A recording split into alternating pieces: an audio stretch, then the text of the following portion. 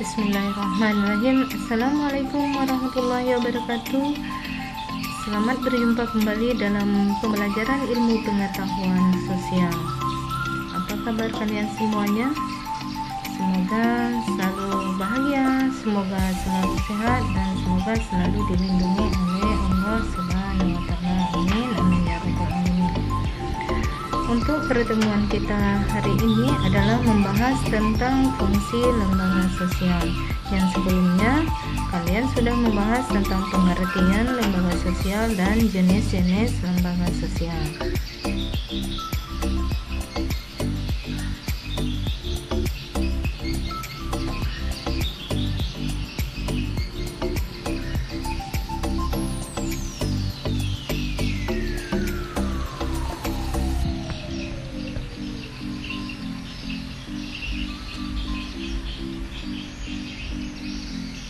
Tujuan pembelajarannya hari ini adalah supaya kalian bisa nanti menjelaskan tentang fungsi lembaga sosial yang 5 tadi, yaitu lembaga keluarga, agama, ekonomi, pendidikan, dan politik.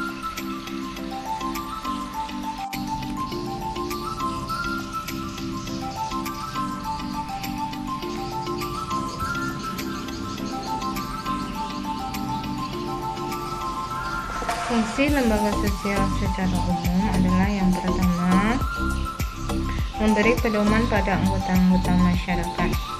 Maksudnya adalah bagaimana mereka harus bersikap atau bertingkah laku dalam menghadapi masalah-masalah yang muncul. Yang kedua, menjaga keutuhan masyarakat yang bersangkutan. Yang ketiga adalah memberi pedoman kepada masyarakat.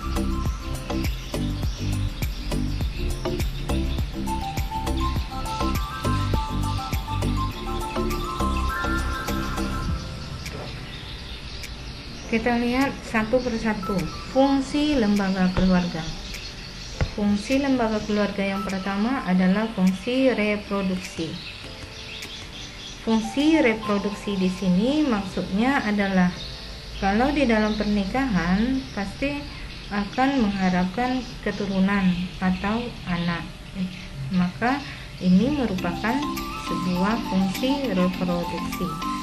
Yang kedua adalah fungsi perlindungan. Fungsi perlindungan di sini artinya di dalam keluarga sang istri dan anak-anak merasa nyaman kalau ada kepala keluarga atau ada suami juga seorang bapak. Yang ketiga adalah fungsi ekonomi.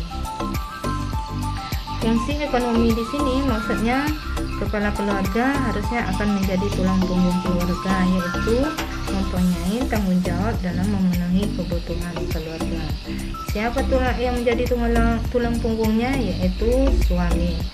Tapi seperti kita lihat sekarang ini banyak istri juga membantu mencari nafkah untuk memenuhi kebutuhan keluarganya. Yang keempat adalah fungsi sosialisasi.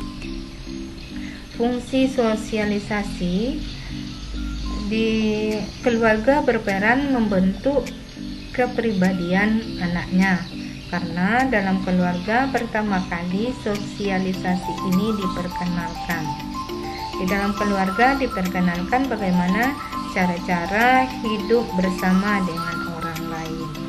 Nah, orang tua yang mengajarkan norma-norma yang berlaku di dalam masyarakat.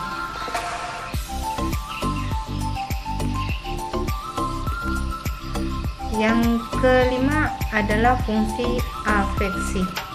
Fungsi afeksi di sini maksudnya adalah keluarga memberikan kasih sayang dan perhatian kepada anak-anaknya. Yang keenam adalah fungsi pengawasan sosial. Fungsi pengawasan sosial, setiap anggota keluarga pada dasarnya saling kontrol atau saling mengawasi, saling menjaga nama baik keluarga. Yang ketujuh adalah fungsi pemberian status. Fungsi pemberian status di sini apabila sudah melakukan perkawinan, maka statusnya akan berubah. Yang perempuan berubah status menjadi istri, yang laki-laki juga menjadi sang suami yang mempunyai fungsi masing-masing. Nah, apa fungsi suami atau fungsi yang laki-laki itu? Apa fungsinya? Sebagai pemimpin dalam rumah tangga dan mencari nafkah. Sedangkan fungsi status sebagai istri adalah sebagai pendamping suami dalam menjaga keutuhan dan keharmonisan rumah tangganya.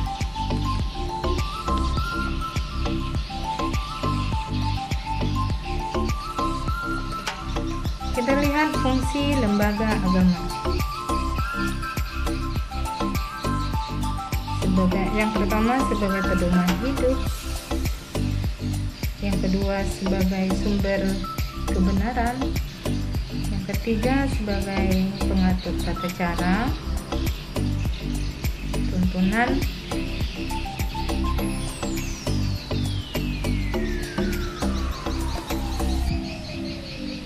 kita lihat fungsi lembaga ekonomi ya.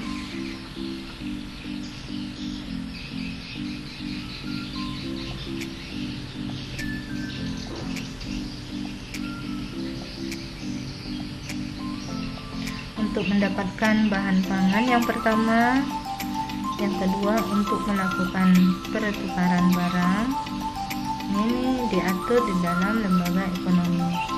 Yang ketiga tentang harga jual beli juga diatur di dalam lembaga ekonomi.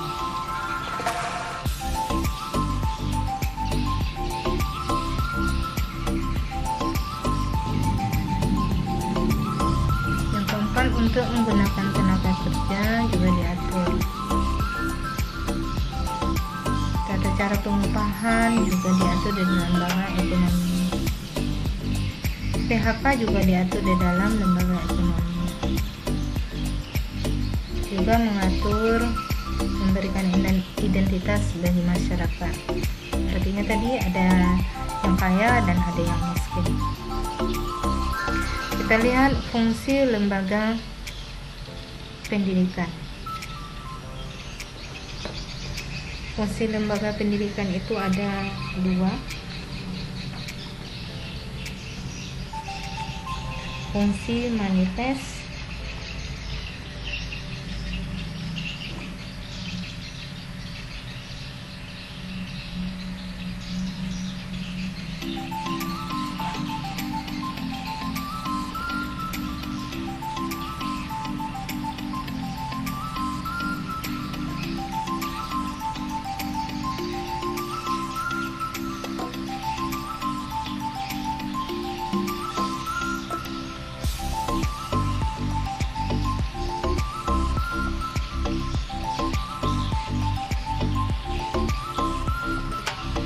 kedua adalah fungsi laten atau fungsi yang tidak disadari.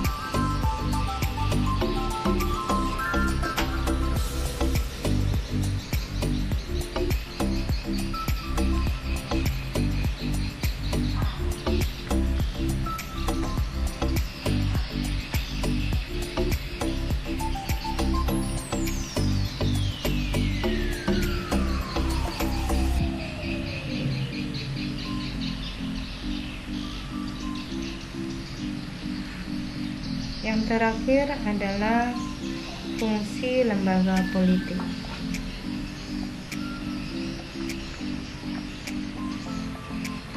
Lembaga politik di sini itu seperti kamu ketahui adanya presiden, kemudian ada wakil presiden, MPR, DPR, kemudian ada DPRD dan sebagainya. Itu dengan mengucapkan alhamdulillahirabbil alamin, kita cukupkan pembelajaran kita hari ini. Selamat berjumpa di pertemuan berikutnya. Mohon maaf kalau ada salah-salah kata. Dan jangan lupa mengisi refleksi ini ya. Dan ibu akhiri dengan Assalamualaikum warahmatullahi wabarakatuh. Bye bye.